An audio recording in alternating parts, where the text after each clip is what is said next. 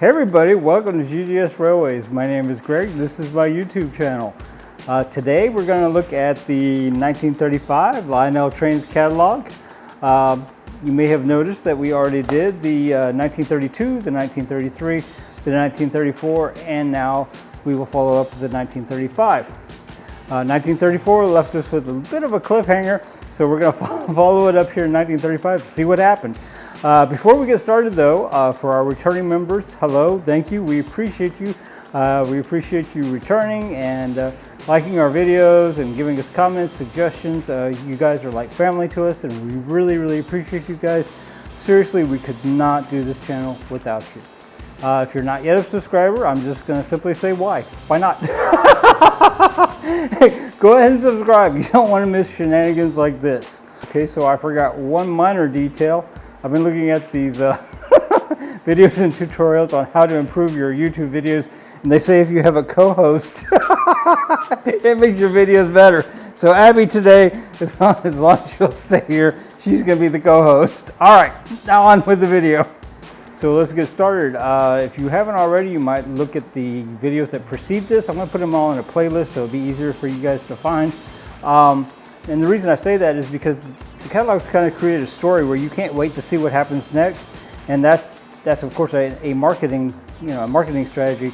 It was brilliant. Lionel had some pretty brilliant marketing. You may recall in the 1934 catalog that they had some offerings that were new. They had some streamlined trains, or a streamlined train, and it kind of hinted at things to come. So in 1935, here's the cover. One of the most iconic images in Lionel Trains catalog history. You'll find this image in a lot of places. So all right, let's open it up. These catalogs always start the same way. The trains real railroad men buy for their boys, and then it's kind of a story, an inspirational thing. It's brilliant. It's some really brilliant marketing genius. And then continuing to page 3, are the trains that give you thrilling realism, exciting action, dependable performance. And it talks about, how dependable and great their motors are. And, I don't know how they would have known that at the time, but, 100 years or more later, we can certainly see that was not just a marketing strategy, it was actually true. Okay, so moving on to page 4, authentic locomotive whistle. Can you imagine? This was a big deal in 1935, guys. I mean, a really big deal. And I mean, it was the start. I mean, before that, trains were largely silent other than maybe a chug sound, right? Okay, so moving on to page 5. This is our first indication that this catalog is going to be completely different. This is revolutionary. And our clue is that, at the very top of page 5 here, we have 2 offerings of streamlined locomotives. Now, streamlined locomotives were something that real railroad companies were doing. And when you think about streamlined, you think about energy savings, aerodynamics, whatever. But if you stop and think about it, a mile-long freight train, it's not going to make that big a difference. So why did railroads do it? Well, it was for image as much as anything. It was kind of an update. The American public was, coming into the time where cars were more dependable, more affordable, and, air travel was a thing. Domestic air flights were a thing. There were ways other than the railroad to travel that frankly were more comfortable, possibly more convenient.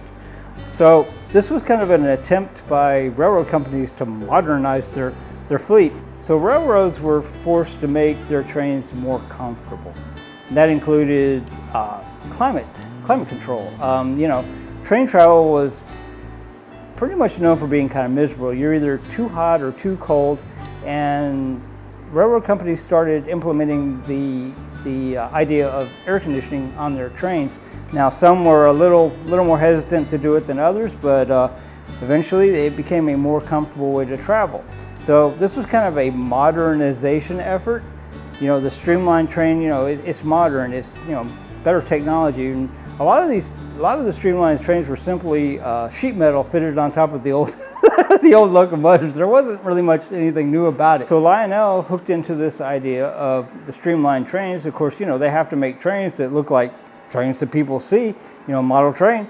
And it was wildly successful. I mean, it worked out really well for the railroads and Lionel. So all right, Here on page 5, once again, the number 285E O-gauge distance control locomotive and tender equipped with whistle. Wow. So the distance control thing, and I've talked about this in other catalogs, was I mean, it was a thing, but not exactly remote control. Distant control. You know, as far as you could run a wire, you could control it. That just cracks me up. All right, also then we have the number 250E O-gauge distant control locomotive and oil tender with whistle. So, you know, you'll notice that I talked about this in the 1934 catalog. One of the things that the American consumer was getting not tired of, but wasn't particularly enthused about anymore with Lionel trains was their trains were just black locomotives. And I mean, that was realism for the day, but you know, when you're a child or somebody looking at this Lionel catalog, you want something different. You know, realism is nice, but you know, fascination, imagination is also key. So, all right, speaking of black locomotives, then we have the traditional offerings below the streamline, the number 260E, once again, O-gauge distant control locomotive and tender with whistle. And then the 261E, same thing, O-gauge distant control locomotive and tender. Okay, so the layout of this page is interesting to me. You have your streamlined option, you know, which starts on the left-hand side with, you know, $15, and the other one was $25, which, by the way, in 1935 was quite a bit of money. I'll put what that was here. So then you have, you know, once again, the black locomotives, the number 260E and 261E. Okay, so the layout of this page is very impressive to me. I like marketing. I like the idea of marketing. Sometimes art marketing can be a little evil, though. It can make us want things or do things that we don't necessarily want or want to do. And you'll notice on the top, the two streamlined locomotives, the order goes from left to right, you know, price $15, price $25. Well, you know, the $25 is, you know, it's brightly colored. It's more in tune with what folks were looking for at this time period. Then if you move down, you see the two black, you know, basic traditional, I guess I'll call it traditional black steam engines. You'll notice that the pricing is reversed. The 260E on the left-hand side is $22.50. Then the 261E is $10. One makes the other feel like a bargain, right? Marketing, I love it. All right, let's move on to page 6. All right, more black locomotives.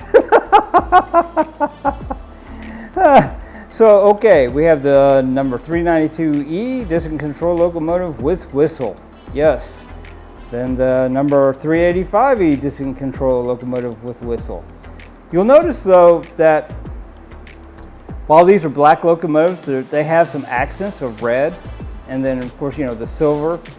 And once again, clever marketing. You know, it's not just a black locomotive. All right, moving on to page number 7. Look at how colorful this guy is. You got the copper, you've got what looks like brass, you've got red, you've got some green, which I think is probably just representative of the headlights. But I mean, once again, very clever marketing. It looks very colorful. It doesn't look like a black locomotive. So this is the number 400E, which is their flagship, and this was priced at $45, which once again in 1935 was quite a bit of money, and I'll put that here. All right, so then we move on and we get really, really colorful. The standard gauge fleet of electric types. And you know, we have what looks like a copper color, black, well, more copper color, and then green. But I mean, these look way more colorful. I mean, it looks way more optimistic than the 1934 catalog. 1934 catalog, and once again, go back and look at it, it had a hint of optimism, but it also had a hint of, you know, doom. You know, it's like, we know that these aren't going to sell almost. So anyway, so they have the colors here, and of course these are the standard gauge electric power locomotives, the ones that would have been electric in real life. Those are very nice. Those are very nice. So, all right, moving on to page 8. So look at this. Lionel Jr. trains, and I mean, you have a flat out red train. I mean, amazing. For Lionel, this was this was a big deal. It's not black, it's red. So Lionel Jr., and I said this in the 1934 catalog, at least in 1934, not so much in 1935, it looks an awful lot like Ives. You know, Lionel acquired a portion of Ives after they went out of business. And this, to me, even still looking at the 1935, these are very reminiscent, to me anyway, of the Ives cars and locomotives. So anyway, but once again, not black. I love the red. That's pretty nice. I've never actually seen a red one. I guess they're probably more expensive. I don't know. All right, then moving on to page number 9. Here we have a distance control streamliner, and this is like nothing that's ever been in any of the Lionel catalogs. I mean, this is crazy. It's not black. It's silver and red, and I mean, it's very sharp. Almost got kind of a chrome look to it. Just amazing, beautiful. I imagine those sold pretty well. Now, keep in mind though, this is during the Great Depression. Many toy companies during the Great Depression, at the very least, they didn't innovate. Okay, I mean, they were just hanging on by the skin of their teeth, you know. And not very many children during this time could afford toys, or if their parents couldn't afford toys. So I mean, innovating during the Great Depression and changing your product line, that is, I mean, that's crazy optimism. I mean, that's like, wow. But Lionel, you know, and I said this in one of the other catalogs, they always seem to know what to do and when to do it. I mean, it's almost like he had a crystal ball. So anyway, and of course, you know, some awesome marketing to go along. So all right, so then below the beautiful silver red thing, here we got, oh, this is one of the layouts that they sold, where it just kind of came in a complete pre-built thing. Now I'm used in the last catalogs that I've never seen one of these. I've never seen one of these that, you know, is available for sale or even to look at in this day and time. So I'm wondering what those were made of that, you know, we don't see any today, or maybe I just haven't seen them. But it kind of, in my mind, it makes me think that maybe they used a product that was not sustainable for longevity. I don't know. That's just a thought. So, all right, then down at the bottom of the page here, page 9, once again, that's as much for my benefit as it is yours. We have accessories for Lionel Jr. trains. Looks like we have a set of passenger cars. We have a 90-degree crossing, some curve track, some switches, and then our freight car set. Kind of basic, but still pretty cool. Awesome. Once again, these Lionel Jr., they look a lot like Ives to me. So, all right, moving on to page number 10. So, all right, there's a lot of color going on here, and that's on purpose. Once again, you know, the American public was not enthused about the black locomotives anymore. It felt stale. I think people, you know, in 1935 had grown tired of the Great Depression. They had grown tired of, you know, living in kind of not great conditions. So they were just looking for something, just a little spark of hope, a little color, a little something. And I think this catalog probably brought that to a lot of people, you know, even if they couldn't afford the trains themselves. So, all right, once again on page 10, number 266E, $8.50. How many would you like? I'll take a dozen, maybe more. You know, I said it in a couple of the other catalogs, I'll take everything in here. Everything. All right, and then moving down below the 266E, we have the North Shore Limited. Wow, that's a really fancy name, isn't it? The number 296E, and that was $10. So, all right, those are pretty nice looking, pretty sharp looking, the electric type locomotives. And when I say electric, I don't mean that, you know, obviously they're electric trains. I mean the type that the locomotives that they're trying to represent were electric in real life. All right, moving on to page number 11. Now we mixed it up a little bit on this page, I see. we have the black locomotive, and then we have the red Streamline. That's like, I think there's some marketing going on. I really do. Because, you know, you see the black locomotive, and if you know in your mind that people were kind of tired, a little bored with the black locomotives, then you see this red. Which one are you choosing? So, all right, the black one is the 269E, and it was $10.95, and not surprisingly, the streamlined the red Comet. Oh, the red Comet. Whoa. See, okay, so they took the blue Comet and they stuck this on its coattails, didn't they? Clever marketing, clever marketing. You know, if you have the blue Comet, obviously you're going to want the red Comet. And the red Comet was $13.50. And once again, that price in $23 is right here. All right. Pretty nice. Oh, and look at the red Transformer. It had a matching Transformer. I'm just telling you, I don't know who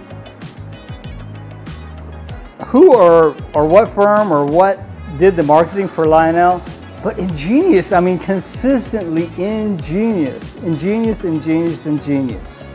All right, moving on to page number 12. Wow. So, okay, this is interesting. We have kind of some monochrome going on here. This is interesting. We got a black, but it is streamlined locomotive, and then we have one that below it that I guess is silver, or it's hard to tell, but because they've kind of switched to the monochrome, and once again that makes me think it's some sort of marketing thing that's supposed to make us think or do something. So anyway, the 279E here at the top was $12.95. The 267W was $15.75, or without the whistle was $10.95. Whoa, that's an expensive whistle. $5 was a lot of money in 1935. That was a really expensive option. My goodness. So, all right, $5 difference and $23 would be this. All right, moving on, page 13. So here we have black streamlined locomotives, but we have some really colorful cars behind them. I love these blue cars. I don't know that I've actually seen these. I don't think they're blue Comet cars. Perhaps they are, I don't know. The Commodore Vanderbilt, number 274W, 1950, or without the whistle, $15 and I can't see the cents. But anyway, once again, that's a pretty expensive whistle, right? Wow, they were really proud of that whistle, and I guess rightfully so. That, you know, there's some technology that goes in that whistle. If you've ever repaired one or tried to repair one of the whistles, it's actually fairly complex. So, all right, moving down to the number 273W, which is below the Commodore Vanderbilt. This one is 1950 as well. Once again, without the whistle, it's significantly less. So this is interesting. I want to see on this Commodore Vanderbilt what cars this would have come with. So 601, 602, and then the 600. I don't really remember ever seeing or knowing about those cars. That's interesting. So I wonder if they were the shorter version or the longer version, like that came with the Blue Comet. We may have to find out. I don't know. All right, moving on to page 14. And we saw a hint of this in the 1934 catalog. This is what started the whole let's get our act together. We need to sell some trains in the 1934 catalog. You know, you may recall that Lionel went into receivership about this time. So this catalog, although it doesn't scream of desperation, they were desperate, okay? They really were trying to keep their head above water, and they almost failed, but we'll get to that in a minute. So, all right, here on page 14, this thing it looks huge. It looks huge. It'd be interesting to know how long that is. I wonder if it says. I'm gonna take a little liberty and just scan it right quick here. All right, well, I don't see that it has 46 inches long. Wow. Okay, that's actually quite long. Wow. So anyway, this number 751W was $22.50, or once again without the whistle. Who would want it without the whistle? I mean, okay, wait a minute. Okay, back up. Once again, going back to the thought, $5 was a lot of money in 1935. So okay, I can see it. I can see it. All right, that's really nice. That's really awesome. I don't know that I've ever seen one of those for sale, but anyway. All right, moving on to page number 15. This looks like more of the traditional Lionel offerings, but they've added they've had the red on the cow catcher. That almost amuses me. I mean, that's like a very subtle but really dramatic difference. Little change from the pure black locomotive, and of course, you know, some colorful insignias, and you know, it's once again, it's brilliant marketing. So all right, so we have the number 275W.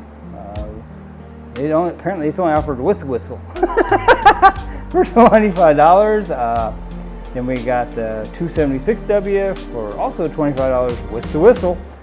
And then we have the 277W, which of course has the cool effect crane. And and the spotlight cars. I think I've talked about these spotlight cars at every single thing. I want some of these spotlight cars with the two spotlights. I don't have those yet. We will. We're gonna work on that. I promise. All right. So anyway, I went off on a tangent, didn't I?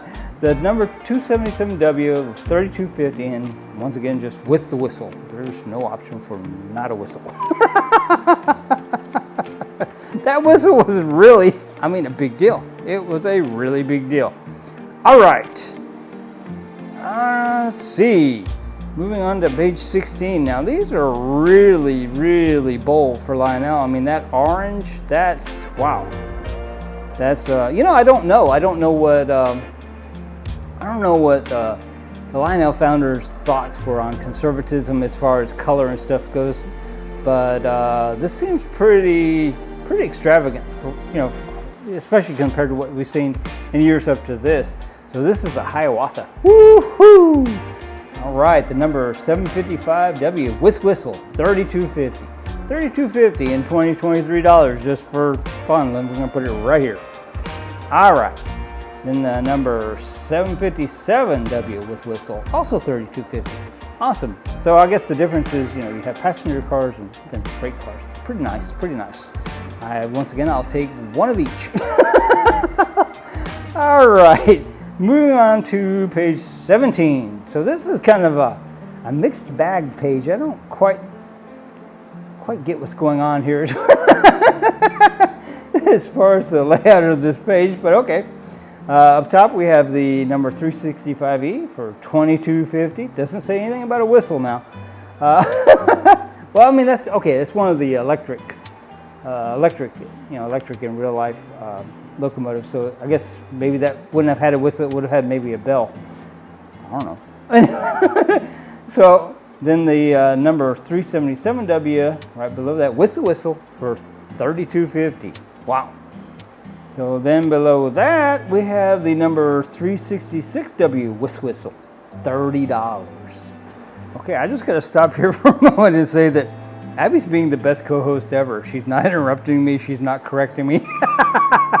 Great co-host, loving it. All right, should we continue? All right, let's continue. All right, moving on to page 18. Let's see. We got once again the black locomotives with the red cow catcher. I can't speak. I really can't. So let's see. The 369W with whistle, $37.50. The Washington Special. That's a really cool name. I like that. Is the 367W with the whistle. Once again, this is $37.50. Let's see. Then over here on page 19, and these are looking a little classier, a little more colorful. You notice how they're adding colors, and it makes it feel more luxurious, more desirable. Brilliant, brilliant. We got some red accents. We got some what looks like brass going on. The red wheels. I mean, this looks really classy. That's pretty nice. So the Broadway Limited, and I like that name as well. The 378W, $45. Wow. Then right below it, is a 371W with the whistle for $50. $50 in 1935 would equate to this in 2023. My goodness. All right, moving on to page 20. And look at this. Wow, this is pretty nice. Oh, look. Okay, so I thought that they had discontinued the Blue Comet in 1934, but apparently, as always, I was wrong about that. And I'm happy that I was wrong about that.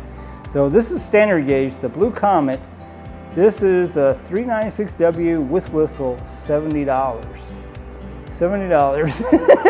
$70 in 1935 to $2023. This. Who bought that? Who had that much disposable income in 1935? I want to know. But I'll tell you what, it's $70. I'll take all you want to send me. All right, moving on. Then we have the number 358W with whistle, once again, $65. I can't imagine that after you see the Blue Comet that you'd want any of these others, but that's just my personal opinion. I don't know. Oh my goodness. All right, then we move on to page 21. We have these Lionel multi-volt transformers for service and dependability. We got a couple of these in one of our bulk shipments or bulk junk lots, there you go, that we bought on eBay. We will not be plugging it up or using it, but it is fun to look at. We might put it on a shelf, I don't know. So, but I'm not sure how these worked exactly. I don't know if it was like point to point, it just different voltages, but in any case, they are very cool, and they're definitely very cool to look at. If you missed that unboxing, I don't remember what video it is. I may put the link here, just self-serving. I don't know. All right, so moving on to page 22. Okay, so this is where we start kind of the accessories and stuff, and I have questions. And so far, I've not been able to answer my question. So at the top left-hand corner of page 22, we have the number 439 panel board. And I can see that it has 1-2 gauges. It looks like it may have a light or a bell. I can't tell what that is. And we have 1, 2, 3, 4, 5, 6 jackknife switches. What does that do? I don't get it. I'm sorry, but I just don't get it. What does that do? Okay, so anyway, maybe somebody can answer my question, or maybe we'll just wonder. In any case, they're really cool looking, and if you find them for sale, they are super freaking expensive. I mean, like, oof, yeah. All right, then, then below that we have this number 95 controlling rheostat, and I'm used on the 1934 catalog. That looks like something I want to keep my fingers out of. That doesn't look safe at all. At all. All right, then the number 88 controller and a bumper. And then we got a direct current reducer for 110 volt circuits. Well, wait a minute, that sounds interesting. What is that? It reduces direct current from 110 volts to the low voltage. Oh, I guess you would use, okay, I guess it's like a constant voltage transformer. You'd use this rheostat with it. Okay, interesting. Okay, then below that we have the 90-degree crossing, ever a favorite. And then we have, moving over to the right-hand side of the page, the top, we have the number 91 automatic circuit breaker, which was pretty important because apparently they weren't built into the transformers at this point in time. And then we got some Lionel trains lubrication here. You should always lubricate your trains back in 1935 and now. Very important. Now, having said that, I'm going to go on a tangent. I did a video the other day where we repaired some, actually they're Marx engines, and I mused about, you know, how it's important not only to lubricate them, but to not lubricate them in places that they shouldn't be lubricated. And if you don't know about that, message me. We'll talk about it. All right. Then moving on, we have the 020X O-gauge 45-degree crossing.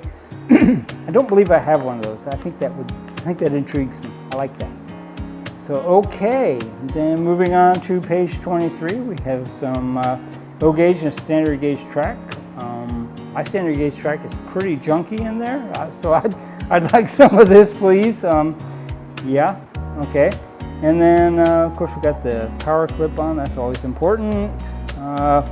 Rubber boarded ballast. Wow, ballasted rubber boarded silences operation. Say that 4 times fast. I don't know. Yeah, that's goes under the track to dampen the noise.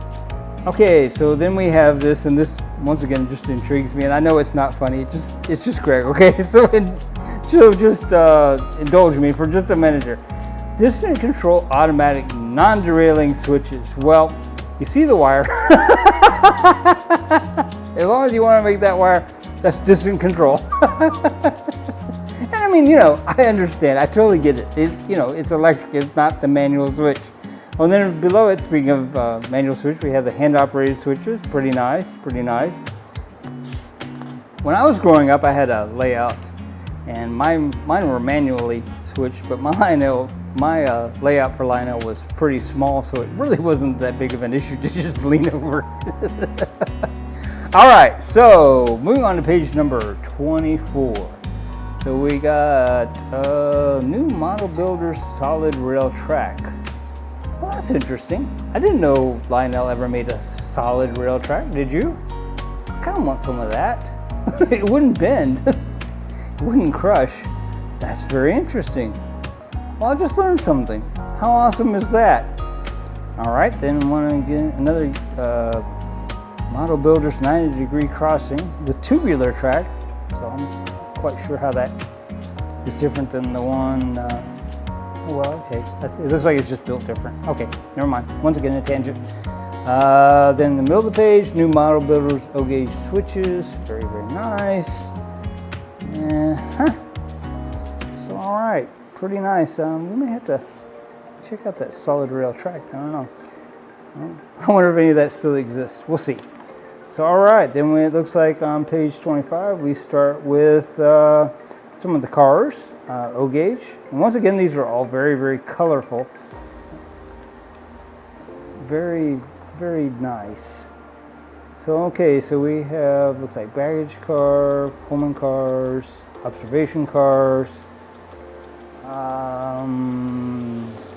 another Pullman car, mail and baggage car, observation car. These are all very nice. Once again, I'll take one of everything. So this is nice. This is nice. Oh, I see. So it breaks it into sections. The ones up top for the O gauge track, and then in the middle it starts the standard gauge track. I didn't notice that until right this moment. I was like, why are these so much more expensive? All right, cool.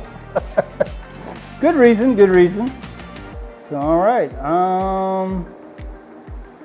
This is interesting. I don't think I've ever seen one of the cars with the seats and stuff inside. Here on page 25, the top right corner will show that.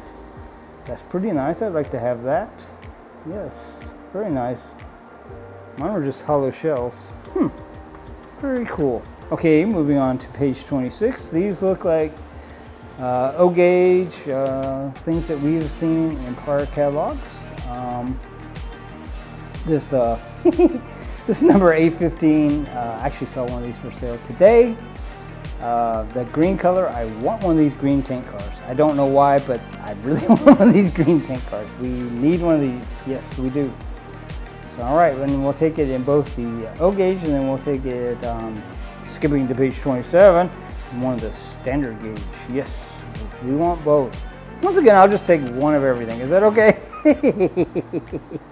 All right, moving on from page 27. We'll now go to page 28. All right, so here we have O gauge car set. That looks pretty nice. I would like that. Standard gauge dump car. Okay, I like that. Okay, pretty nice. Then the standard gauge derrick car. I've never seen one of these that hasn't been played with to death. Well, okay, I take that back. You find them in one of two ways. You either find them where they've been played with to death, or they're in pristine condition, and I can't touch that. Not with my billfold. Nope, nope, nope, nope. All right, so we got that one that's really, really nice. And then we got the, oh, well, we have the O-gauge one as well. These are nice. I'm just gonna have to try to find one of those. That's just all there is to it. Then here we have that, once again, that floodlight car for O and standard gauge, and with the two spotlights on it. Now, I believe in 1934, the spotlights looked like they were a brass color, and these look like they're kind of a silver. I kind of preferred the brass color, but I think this is trying to be less old and more innovative, and you know, the silver is more innovative. So that's pretty cool. All right, then we have the number 819 O-gauge car set, $6. Yes, we'll take a few of those as well. I actually believe I have that set. Hey, how cool is that? All right, moving on, we have the illuminated, oh, this is page 29. We have the illuminated freight shed. I guess they've had that since the beginning of time, right? I mean, it's a nice accessory, it's cool. But yeah, I don't think I've seen a catalog yet that wasn't it, and that's pretty nice, I like it. All right, then we got the, what is this? Freight accessory set. Looks like a couple of cards. That's kind of interesting. All right, then we got middle of the page, a depot for freight in your middle railroad system where cars are loaded and loads are weighed and freight trains are coupled for their trips across miniature countrysides. Well, that's very cool. All right. Now we saw the the weigh station, the last catalog, and asked the question, you know, what exactly are you weighing? And my reason for asking that is if you got one of those, ever got one of those Lionel bags of coal. I don't know if it was real coal or not, but let me tell you, it stains. If it spills, it stains like real coal. And I think my mom would have probably put up with that for maybe the first spill, and then after that, we'd have been weighing something else. And what made me think that is, it looks like it's coal in this little picture here. All right, so moving to the right side of the page 29. Oh, well, here we go. Standard gauge weighing scale once again, and it looks like we're weighing coal. So, okay, I've already said what I thought about that. Now we have these number 209 4 barrels made of wood, open in the center. What? They open in the center? I have some of those. I'm going to try to open them. Okay, well, cool. Why do they open in the center? I don't get that. But okay, anyway. Moving on. Number 208, tools and chest. That's pretty cool. And then number 205, steel merchandise containers. Wow. All right. I'm not even sure what that's all about. But there they are, and they're $2.50. All right. Moving on to page 30. So here we have the semaphores, and I've always wanted one of these, and I've never had one. I look at these catalogs, and it's just like I'm a kid in 1935. It's like, I want one of those. I want one of those. I want everything in here. Oh my goodness. Oh, but seriously, okay. I want these semaphores, okay? Come on. So, all right, so for O-gauge, it looks like they were $6.50, and for standard gauge, oh, they were also $6.50. Well, that's interesting. Well, all right. That's probably the only thing I've ever seen that the price was the same in O-gauge and standard gauge. Very cool. All right, then in the middle here, we got this picture, and once again, we are on page 30. And 3 vertical lights shine out in the dark, and racing train streaks through. Stop, says the lowered arm of a semaphore, and a second train on a crossing track halts in magical obedience. Now, I talked about that on the last calendar. The last catalog. I don't know how that works. I want to know how that works. And the reason I want to know how that works is, you know, I think it's probably a sensor on the track, but okay. I guess you would have to set your trains to like where they didn't reverse, right? You know, if they have the E unit, you know, if it stops and then it, you know, turns it back on after the track, it would be, you know, neutral or reverse, right? So I guess you'd have to set your trains to just always forwards, right? I don't know. The things Greg wonders. If anybody knows, let me know. Drop it down in the comments. All right, so moving on. Finally, Greg. Once again, we are still on page 30. We have on the right-hand side, the light position twin signal bridge. Wow, that looks really cool and really sophisticated. I've never seen that either. And once again, interestingly, in O gauge and standard gauge, it's the same price. That is very, very cool, very interesting. All right, so then we have below that the automatic color light train control. That's pretty cool. I like that as well. All right, then we got on page 31, we started off with a traffic signal. Let's see, the red light and this miniature traffic signal flashes on and off continuously. Okay. All right, that's kind of cool. And then the number 87 crossing signal. Red bullseye is illuminated at intervals of about 1 second. Blinker action is continuous. So in other words, it's got a blinker bulb in there. But once again, these are pretty cool. I like these. Don't have any of those either. Once again, I want one of everything. One of everything. All right, so then we got the automatic warning bell. I want one of these. Come on, come on, come on, come on. I like it when, you hear the ding, ding, ding, ding, ding, ding. I don't have that. I want that. Oh my goodness, I could just hear my dad and my mom going, nope, we can't afford that. Nope, we can't afford that. I mean, especially in 1935, can you imagine the poor parents if their kids got a hold of this catalog? Wow. Okay, so moving on. Finally, Greg. The number 79 flashing signal. That looks really elaborate. Red lights flash on and off alternately. That's cool. In the base, another light shines continuously. Wow, I've never seen that. That's really awesome.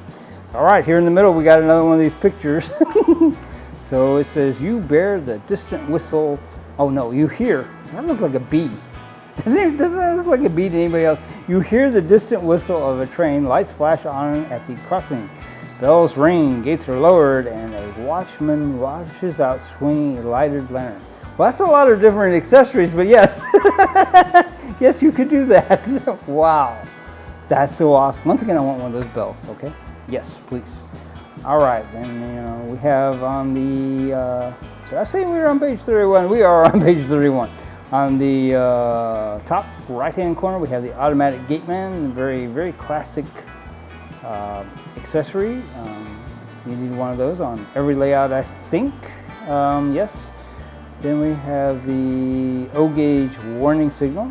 I actually had one of these prior to ever having a train at all. I found it cleaning out my great aunt's barn, and she said I could have it. I still have it. Very cool, very cool. All right, then we have the automatic crossing gate, which I think everybody's familiar with. Very nice. Once again, for O gauge and standard gauge, it's the same price. But it's not the same price now. All right, moving on to page 32. Now we have these lamps, and once again, I want all these lamps. I have a couple of these, but I don't have all of them. I don't have more than one of any of them. But these are really cool. I mean, look at how ornate and beautiful these guys are. So we have the number 63 lamp. That's pretty nice. I have one of those, but it's in the marks in it's very, very plastic. I wonder if this is plastic. I doubt it. I doubt it. I doubt it.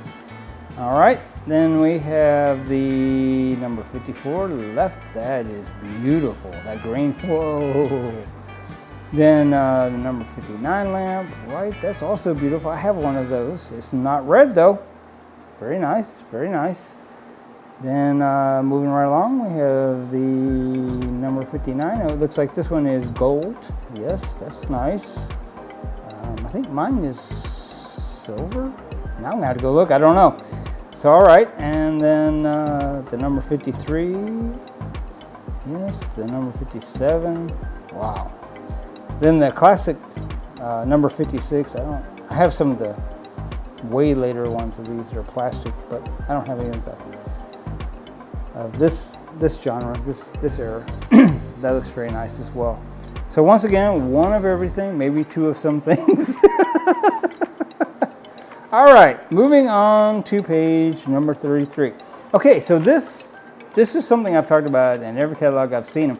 These are kind of like these diorama looking things, where I guess you could set them out and build your layout around it, but I've never seen one of these. I've never seen one of these for sale or anywhere other than the catalogs.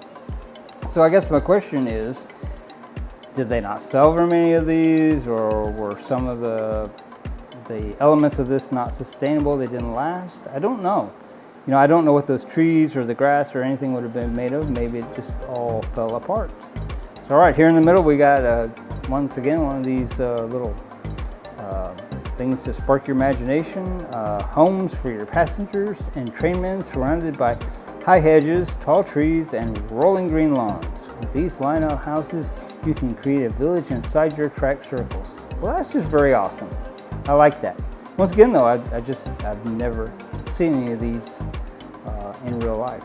Interesting. All right, moving on to page number 34. Okay, here we have the tunnels.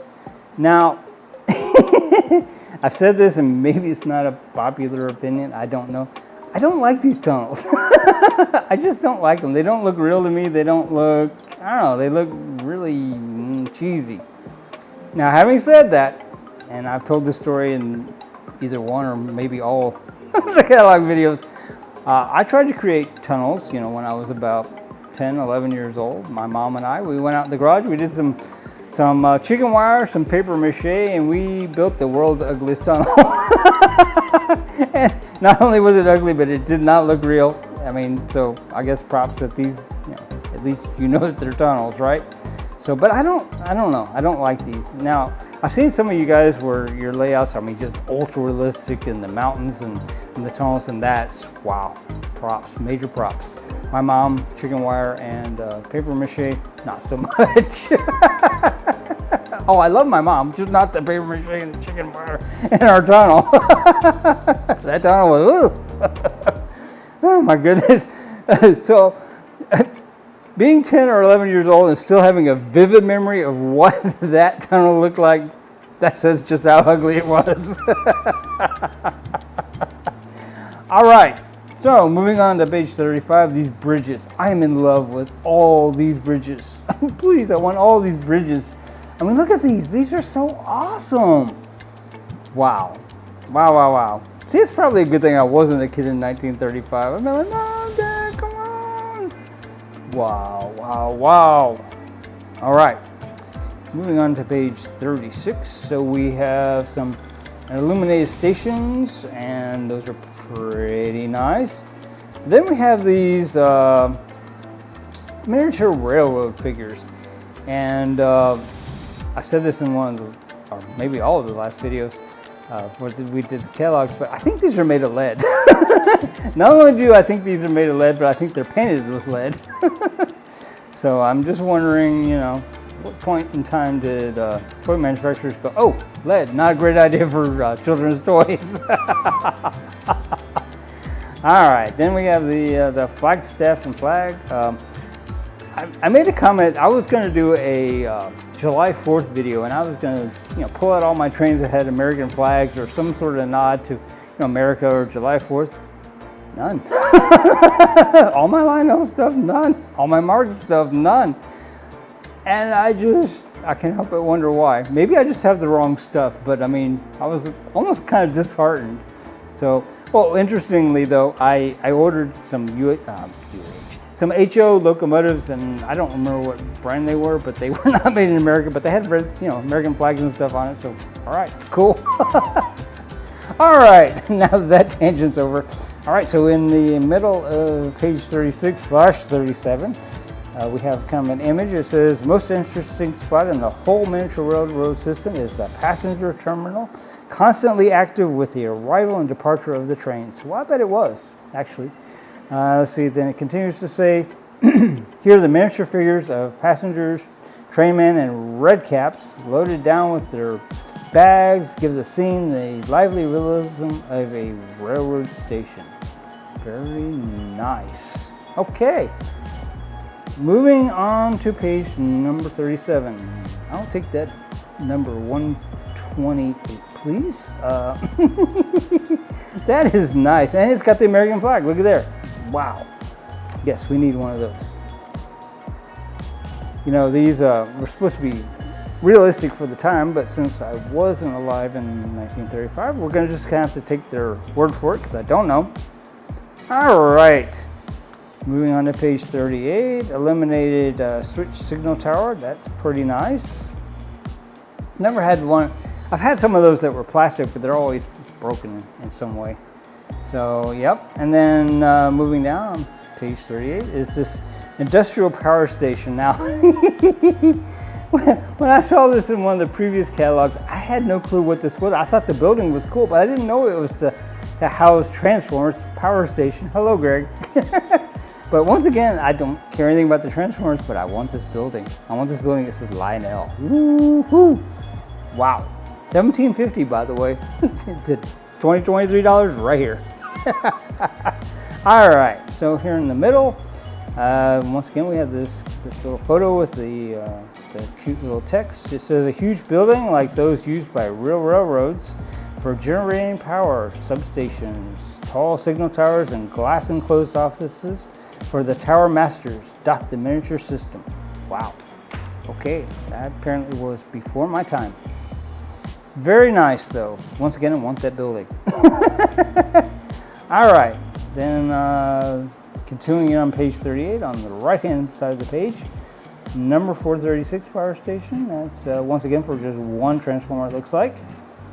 And then the number 438, illuminated signal tower. That's pretty nice. It's tall like that. So on these, once again, okay, I said this on the last catalog, and I still wonder, where would you put these power stations? Would they be like where you could reach it, or? Because I mean, okay, I'm looking at the number 436, and it shows the transformer in there, and you can see it's the variable voltage. So how would you get to that? I guess it'd have to be on the outside of your layout somehow where you could reach it. Interesting. All right, continuing to page 39. Floodlight towers, I love those. I have a couple of those. I don't know that they're actually Lionel, but whatever. Highline tower, yes, we need a couple of those. No, I don't need those. Actually, I have some of the, they're not the towers, but like the power pole, which apparently is below that. And I just can't imagine like stringing up thread or whatever, and yeah, I don't know. That just, So all right, then in the middle of those two things that I just went on a tangent about is the turntable for standard gauge, and that is really awesome. $5. $5, y'all. Yeah, I would like that. So okay, and then here in the middle, once again, we got this little photo with the little marketing thing. The cute little story here. The yards and workshops of the railroads. A water spout to fill the engine's tanks, a turntable for redirecting locomotives, and the whole area made bright as day by giant beacon lights. Wow. I want everything anyway, but now I really want one of everything. All right, then on the right-hand side of page 39, we got the number 93 locomotive water tank. Very nice, very nice. And once again, okay, so this is a must for any modern day layout. We have the number 071 O-gauge telegraph post sets. You need to get a couple of those for your layout, right? And then let's see, number 97, 097. What is this? It says telegraph post and signal set. Wow. Well, okay, I guess that's must be a different kind, I guess. All right, so earlier I alluded that Lionel was in big trouble, and they were pretty close to sinking, and then a most unexpected hero came and saved Lionel. And do you know who it was? It was Mickey Mouse. Well, okay, Walt Disney. But it was Mickey Mouse. Mickey Mouse saved Lionel. They saved them. This page 40 on the bottom left-hand side, that is what saved Lionel. The Lionel's famous Mickey Mouse handcar with Mickey and Minnie. $1. And they sold bunches and bunches and bunches of them. I guess it helps to have friends in high places. And we skipped past it, but here at the top of page 40, the Mickey Mouse circus train outfit. I've never seen one of these, but I imagine if you found one today, it would be more than the complete set for $2. Suffice it to say, and probably wouldn't have all these pieces, but that is amazing. I mean, it's kind of a lesson there, I guess, that, you know, when people collaborate or, you know, people get on the same page and support each other, good things can happen. I mean, it's, you know, it's something to keep in mind. It's something that I think we probably need to hear and think about more in the times that we are finding ourselves in right now. So that's just my opinion. All right, moving on to page 41. We have the number 1535, which I don't see a price. I guess you got to hunt for it. Oh, it's down here on the bottom, let's see. Then the number 1520, then the number 1523. Let's see, so 1535 is $2. I'll take a bunch. And then number 1521 is $1.25, okay. And then the red one here, the number 1523 is $1.75. Wow, that's really awesome.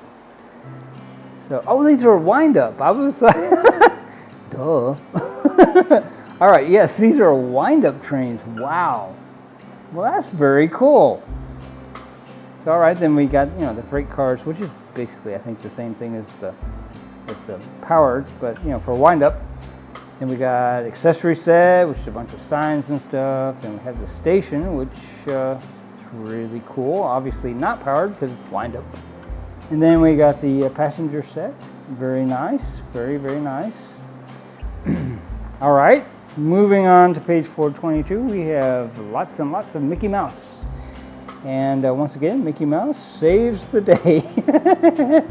Once again, I think you would be hard-pressed to find one of these in any kind of price that, well, I could afford anyway. But certainly would love to have one. If I run across one, I will buy it. But yeah. So all right, the number 1532 freight outfit with Mickey Mouse. That's very, very nice. Love it, love it, love it. And then the number 1534 passenger outfit. Very nice. Very, very nice. Then the number 1533 freight outfit. I don't like that one as well because it kind of like doesn't seem to go together. But that's just me. That's just me. So this is very, very cool. Wow. Wow, wow, wow. My goodness. That is really cool. So I'm going to read this just because I think it's cool. And this is on the page 42, the top left-hand corner. Mickey Mouse, the movie star, is cast in a new role. He's stoking Lionel mechanical trains. Oh, these are mechanical trains. Once again, I kind of missed that little detail. Every time a tiny rod under the tender clicks against a tie, Mickey's body bends. His arms extend and the shovel sweeps forward. And just look at the locomotive he's working on. It's a New York Central Commodore Vanderbilt, scaled down to a size equipped with a powerful Lionel clockwork motor, a ringing bell and handbrake, and a battery-illuminated headlight. Wow! Okay, that's really, really cool. I like that. All right. So moving down here to the bottom of page 42, we have the 1537 freight outfit. Looks like, once again, do we have Mickey or no? Maybe no Mickey on that one. I don't know. I can't really tell by the picture. Interesting. All right. So in $4.50, y'all. And we got switches, mechanical switches, wind-up track, which is the the 2-rail track. Very nice, very, very nice. All right, so here on page 43 are these Lionel crafts, the boats that steer themselves. I've never seen one of these, which is interesting. Never even knew that they existed until I saw these catalogs, but it seems like a pretty cool thing. 100 feet a minute. That's the speed of the dashing Lionel craft. Very nice. So looks like you could get one or the other. Both were $3.50 a piece, and once again, in $23, that's here. So all right, I think we need some of those. Although once again, I haven't seen any. And makes me wonder if they exist, or maybe I'm just missing them. Maybe I never looked for them. I don't know. All right, then on the last page here, how to get more fun and thrill out of your Lionel Railroad. And this is a club, the Lionel Engineers Club. I want to join this club. And what you do is you cut this right here out of the catalog, and you put your name, your street, your age. Maybe I'll leave that little part out, or maybe I'll lie. And then no, I won't lie. Then the city and state, of course, there's no place for a zip code, so I'm not sure how that's going to work out. But you know, if we fill this out and mail it out, maybe we'll become a member of the club. We can get this Lionel magazine. We can get a certificate. I want a certificate. So all right, well that's very cool. I suspect that mail might get returned to you. I don't suspect you'll become a member of anything, but you know, whatever. All right, guys. Well, this has been the 1935 catalog. Mickey Mouse Saves the Day. So, to me, this feels like optimism. This feels like, you know, we're going to go all out, or we're just going to go out or fail. You know, that's the only two options. I mean, this really is quite the departure from the 1935 catalog as far as the locomotives and the colors and just everything that they've offered. And of course, you know, Mickey Mouse. Who doesn't like Mickey Mouse? Apparently everybody likes Mickey Mouse because it saved Lionel. But anyway, once again, the most iconic Lionel Trains catalog ever. You will see this image in a great number of places, reused on almost everything. So all right, guys, I think that's about it for our 1935 catalog. I would like to thank our co-host here, who apparently got so bored with the whole thing that she's asleep. Best co-host ever. She didn't interrupt or correct me, not once. So all right, well, GGS Railways and Abby out.